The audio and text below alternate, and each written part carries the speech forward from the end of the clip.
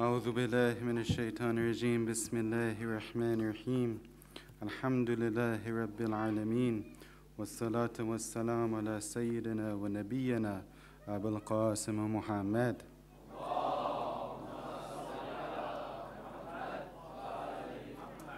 وعلى أهل بيته الطيبين الطاهرين المعصومين. First, I want to congratulate everybody, inshallah, on the Eid al-Mabath, on a very important day in the history of mankind, an important day in Islam as well. It's a day that changed the world. It's a day that brought Islam into this world. There's nothing more important than this. It's the day that the perfect program for human life was introduced to mankind. And inshallah, for that, I want you to recite 3 loud salawats. Allahumma salli ala Muhammad wa ali Muhammad. Allahumma salli ala Muhammad wa ali Muhammad. Allahumma salli ala Muhammad wa ali Muhammad. Now also you're going to have to help me tonight. I've had a long day today, so you're going to have to keep me awake with your salawats, inshallah. Salawat. Allahumma salli ala Muhammad wa ali Muhammad. Now, on this day, what I did, I decided to look at this day and to look at what the Prophet Muhammad, what he gave to us, how he changed humanity, what this message that Allah gave to him did for mankind. And I decided to look in a few different areas. So there's going to be like 3 or 4, maybe even 5 different areas that we're going to get into one by one. But first, I wanted to, as an introduction, just say that, the Prophet, he came, he gave us the perfect, program for living. The perfect path for us to tread upon to get close to Allah. He's the one who showed us how to get close to Allah. He's the one who showed us how to gain proximity with Allah. So the only way, if we want to get close to Allah, we have to go through Him. We can't go through any other types of, Chinese medicine or whatever it may be. We only have to go through the Ahlul Bayt, and that's it. And this is what he gave us, and this is something we should take. But also when we look through, when we want to look at the situation, we see that there's a huge difference between the Arabs before the Prophet came, before the Prophet proclaimed his prophethood, and after Islam was introduced to them. And when we look at this huge difference of this society in just a few years, the Prophet's mission was only 23 years. So this huge difference in this 23-year period, this is when we could recognize how special the Prophet was. This is when we could recognize, how amazing he was and how amazing this message was. So this is what I'm going to do. I'm going to compare certain aspects of life in the age of ignorance to life after Islam, inshallah. This will be what this speech will be about. Now, I also encourage everybody to try to study a little bit about this age of ignorance. The age of ignorance is that is a term used for the time before Islam in the Arab Peninsula. And when you read about that, you'll see these, how terrible life was at that time, and how amazing it became after Islam. So this is something, it opens our eyes. This is something that we should use. There's one book I would recommend for it. It's a book called The Message. It's written by Ayatollah Jafar Sobhani. It's in English, of course. And it has the first section is a good long section about this period of time. So I'd suggest everyone to read that and to learn that, inshallah. Salawat ala Muhammad wa ali Muhammad.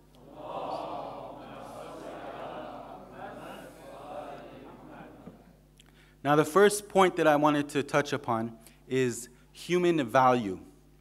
How do we consider a person better than other? How do we value a human being, right? What is it that we look for in a human being that separates him from the crowd? Now, in the age of ignorance, they valued human beings by 2 things. One is by wealth. The second one is by number of children. So the more money you had and the more children you had, the more important you were.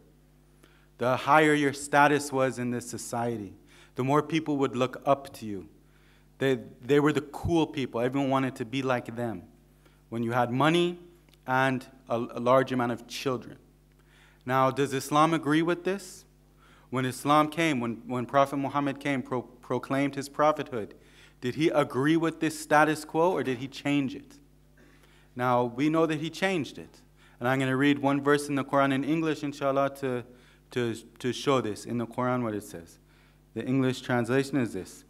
It is not your wealth nor your children. So you see Allah is mentioning these two. Why is he mentioning these two? Because that's how in the age of ignorance people were valued, by wealth and children.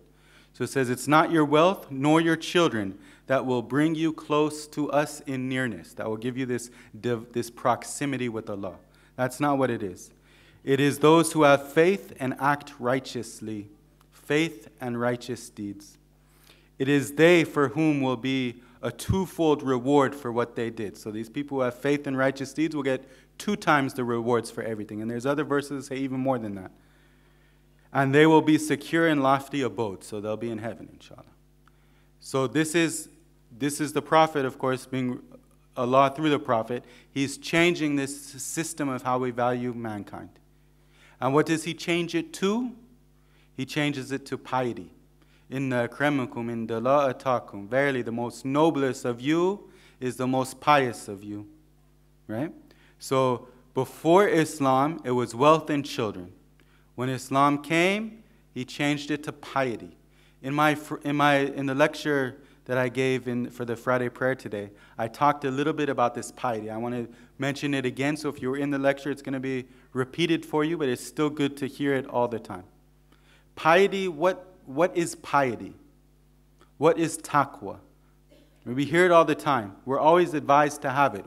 People always tell us you have to be pious, you have to be pious, you have to be pious. In the Quran, it's all the time it's talking about the muttaqeen, taqwa, it's all over the place. What is this piety? Now, this is a term that's discussed in great detail in the books of akhlaq, in books of irfan, in books of Islamic mysticism, because it's the base of Islamic mysticism. If you don't have taqwa, you won't be able to rise. Taqwa is the base level that everyone has to have. So this is discussed in detail. What do they say taqwa is?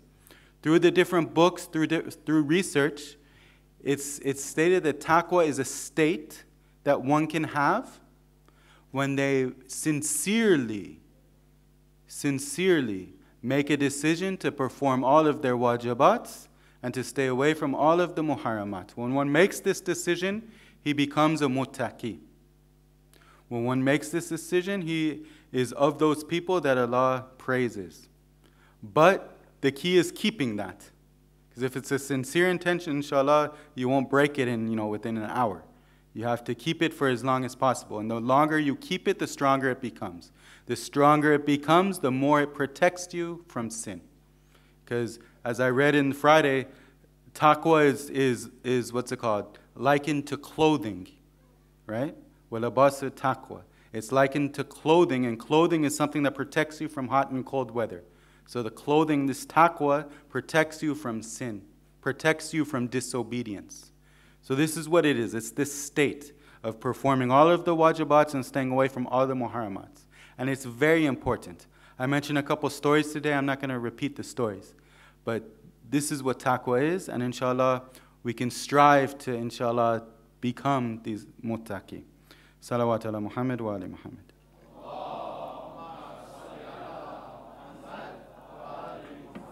Now, but let's bring this till today. In our Shia communities today, when we look around, which system of valuing or human value is prevalent today?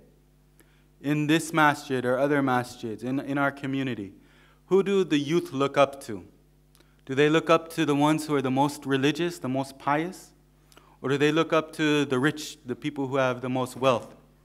Now, of course, you could be wealthy and pious at the same time. I'm not saying anything about that. Or do they look up to the gangsters, for instance? What is it? If it's that they're looking up to the most religious people, then alhamdulillah, we've kept this.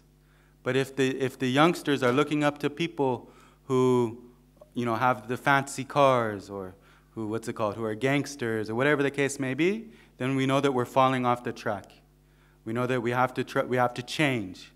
We have to bring what our Prophet brought, and we have to insert it in our community again, because we're losing it. And if we lose what the Prophet gave us, we have nothing. All we have is what he gave us. Salawat ala Muhammad wa ali Muhammad.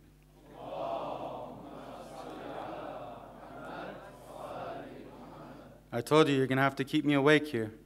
Louder salawats, inshallah.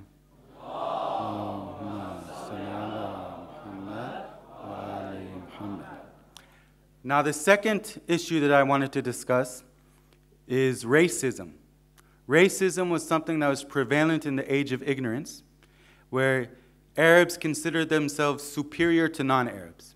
So, every single non-Arab was nothing compared to an Arab. Then even in the Arabs themselves, the different tribes considered themselves more superior than the other tribes. And the way that they would determine who is the better tribe is the numbers of people in the tribe. So they would count how many people are in each tribe, and the larger tribe is the better tribe. And even if they were equal in numbers, they would count their dead. It's similar to like gangs in Los Angeles. The number that you have is important. So what's it called? They were very racist, these Arabs, before Islam.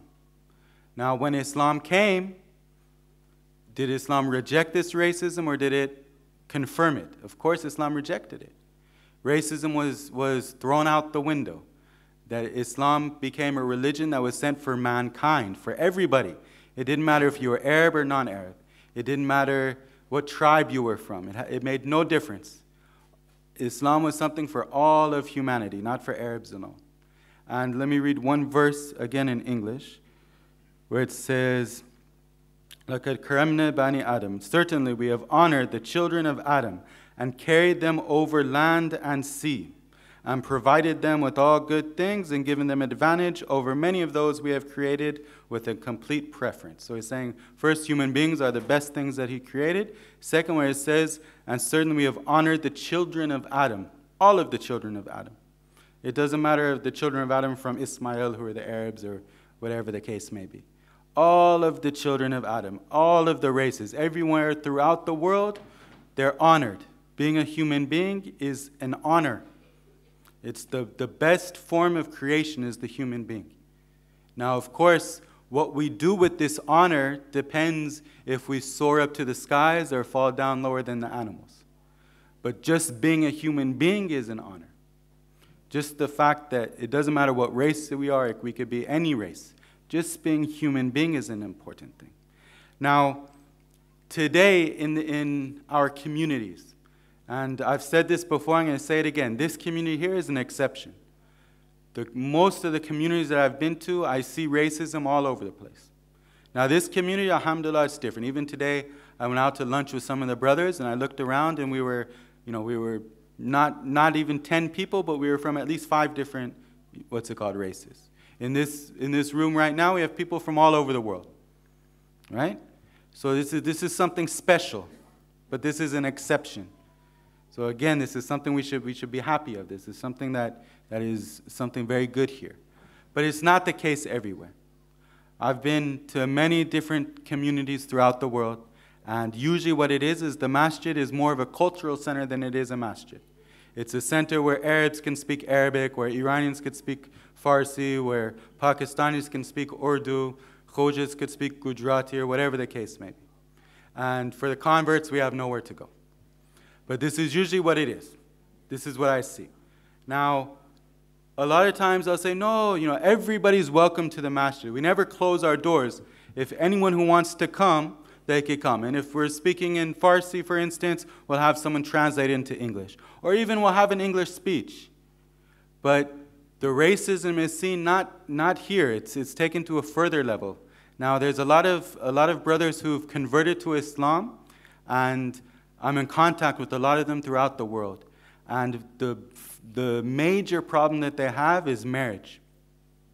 Marriage is very difficult for them. Not only converts, but for other people as well. And they say that, I'll give you some examples. There's one brother I know in the States.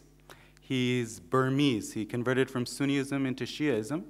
And he was looking for a wife forever. He had a good job, he had money, he was religious. There was no reason for someone to turn him down, but no one would accept. And I remember I think he asked every single sister in the community. Yeah, he tried as hard as he could, and no one accepted him. And eventually he ended up marrying a Sunni that didn't wear the hijab, the only person he could find that would marry him. And now, inshallah, he'll come back to the path, but I see he's straying and straying because of this situation. Another brother, an African-American brother, he's a dentist, and he makes a lot of money, very rich person. He comes from a very good family. He's not a convert. He was born a Muslim. His family is Muslim, very good people, and he's super religious. There's not many people that are as religious as this brother is. And again, he was looking for marriage. He was looking all over the place. He was asking all kinds of people for marriage.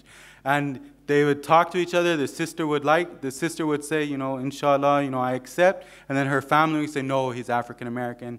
You can't marry him. And then they'll tell him, oh, sorry, because you're African American, my family won't accept you.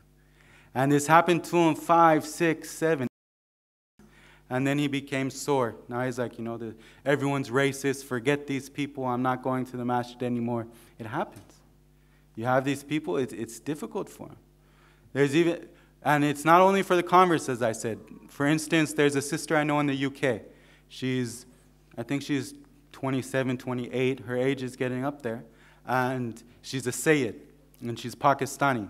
And amongst Pakistanis, a Sayyid sister cannot marry a non-Sayyid. It's like a law for them. They think it's not the law of Islam, but they've made it law upon themselves. And so what's it called?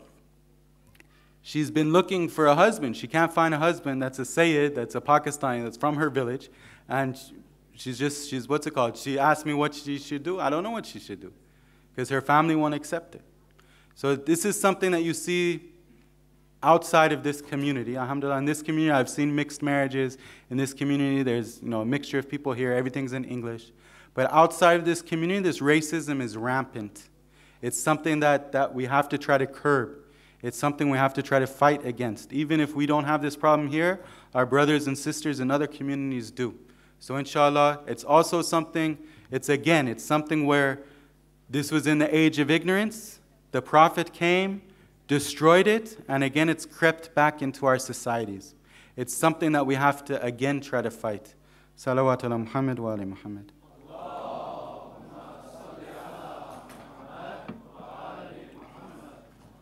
I know it's been a long program tonight, so inshallah if you bear with me a few more minutes, then we'll conclude it inshallah. The next subject I wanted to touch upon was women's rights. Now, women in the age of ignorance were considered property. They weren't considered human beings. Someone would say, for instance, they would list their property. He'd say, I have 10 camels, 4 sheep, 3 women. This is how he would say. Women were not considered human beings at that time.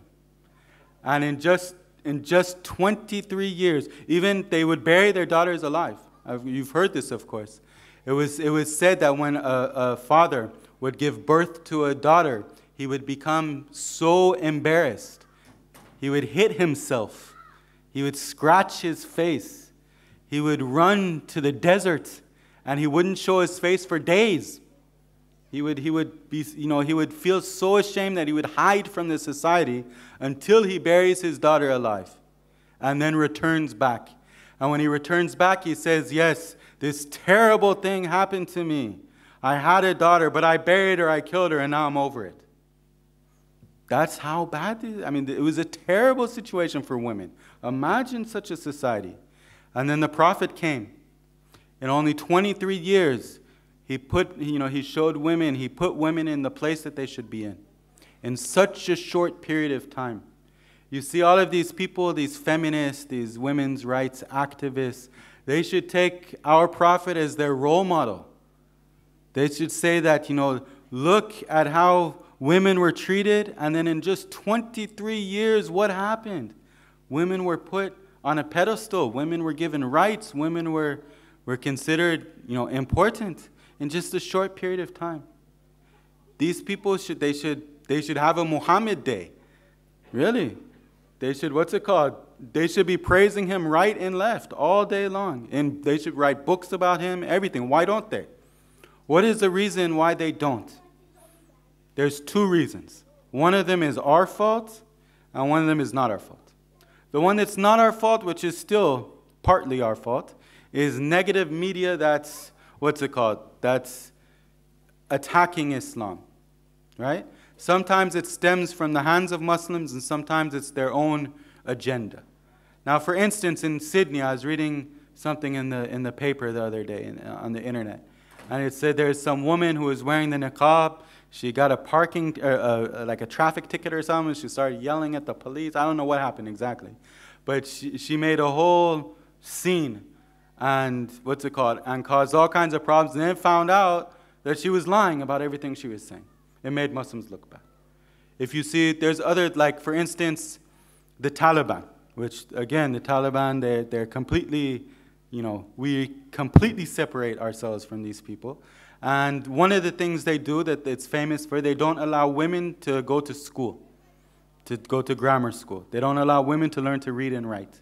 And there's actually books written by Western people. There's a book called 3 Cups of Tea. I don't know if you've seen that book. It's an interesting book. But where people, they've gone to Afghanistan, they try to fight this. They try to bring schools to the women, to the girls, because they don't have anywhere to go. And this is something that the West attacks us on. Another one is, for instance, Saudi Arabia, the driving issue, where women aren't allowed to drive, and there's all kinds of protests going on right now about that. These are things that the West attacks us. But there's things that we do as Muslim men. There's things that our culture, as the cultures of Islamic countries, that we do that is wrong. There's things that we do that put women down. Now, in Islam, women have rights. They have many rights. And these rights have to be, what's it called? They have to be given to them. We have to protect their rights. Their rights are important. We can't oppress them. We can't take their rights away from them. For instance, working, right? If a woman works, first of all, a husband cannot force her woman to work, cannot force her wife, his wife, to work. A husband can't do that. But if she does work, the money she makes is her money, not your money. The money that she makes from her job is hers. She could buy shoes, she could buy purses, she could buy makeup, she could buy whatever she wants. And you cannot use it for your rent, you cannot use it for food, you cannot use it for clothes, even for her clothes. Because this is wajib upon you to provide. It's wajib upon the man to provide. Unless she, out of her grace, she gives you some of the money to help you out. But she does not have to. It's all her money. Whatever she wants to do with it. Cleaning, cooking, taking care of the kids, nursing the kids. All of this is the responsibility of the man, not the woman. Every single one of them. You should not have any expectations of your wife. If your wife, you come home from work, you work a long day, a hard day, you have a physical, your job's physical labor, you're tired, you come home, your wife hasn't made food. It's your responsibility. Your wife didn't clean the house. That's your responsibility. The kids, your wife doesn't want to take care of the kids. That's your responsibility. Maybe you don't want to hear this, but that's the case. Now, of course, a woman, if she does this, if the woman decides to cook dinner, if the woman decides to clean the house, if the woman decides to take care of the children, decides to nurse the children, she gets rewards. Allah will reward her immensely for these efforts. But the man should not expect it. A lot of times we expect these things from our wives, and it causes problems. It causes problems. But these are her rights that we can't infringe upon. Salawat ala Muhammad wa ali Muhammad.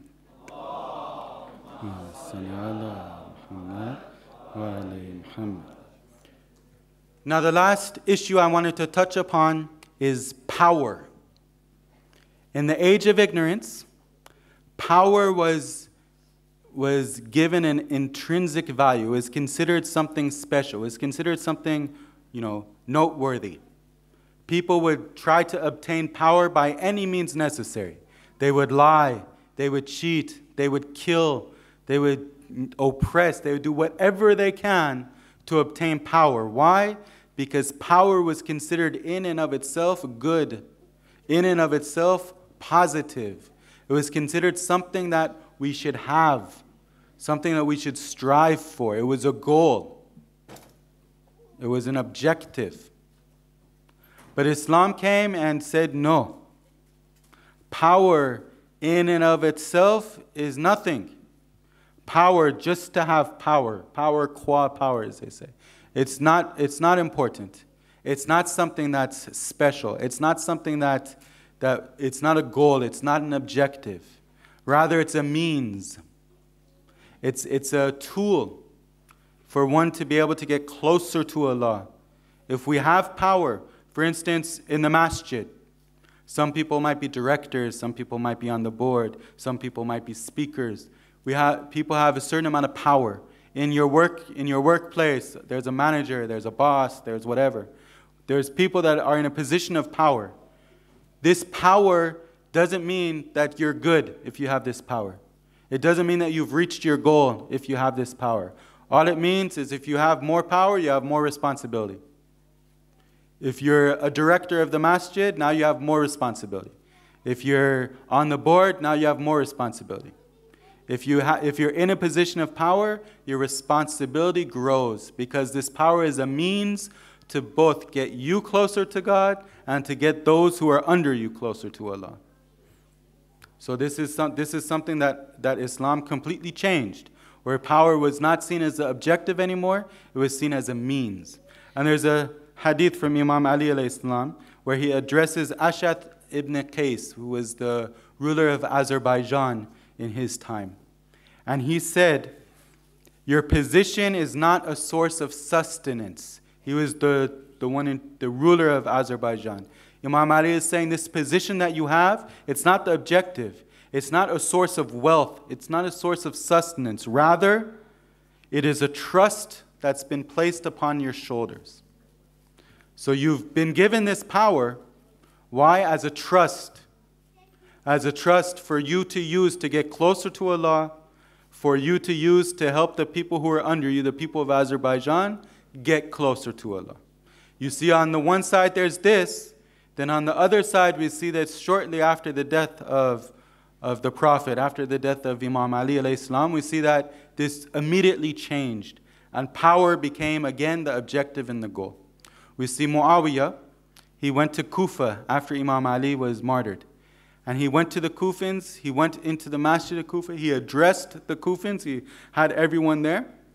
And he said, I have not come to lead you in prayer or fasting, to invite you for prayer and fasting. It's not my objective, not my mission. Religion, completely separate. I've come to rule over you. I've come to make you my subjects. I've come to place you under my authority so I could take whatever I want from you. And you see, just in this short period of time, the power reverted back to how it was in the age of ignorance. So today, what should we do? Today, if we're in a position of power, if we have some kind of leeway over anything, we should try to figure out how we could use it to serve Islam, how we could use it to help us get closer to Allah, how we could use it to help us progress on the path, trying to reach this proximity with the divine, inshallah. Salawat ala Muhammad wa ala Muhammad.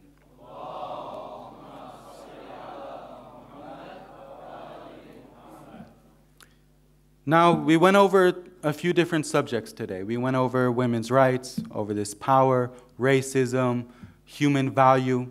Inshallah, you were able to, inshallah, it opened your minds a little bit, and inshallah, it'll make you think a little bit about these issues and try to think of how we could try to improve the community we're in, how we could try to revive the things that the Prophet came to teach us. Because this Eid al-Mabath, why is it important? Why is it an historical event? Because it's the day that the Prophet came to give us the perfect program of human life. He came to give us the path, to show us the path. And if we've fallen off the path, inshallah, by the right of this day, we could think of ways to get back on this path. Think of ways to get on the path and move forward. Inshallah, on a day-by-day basis, we have to move forward, inshallah. Salawat ala Muhammad wa ali Muhammad.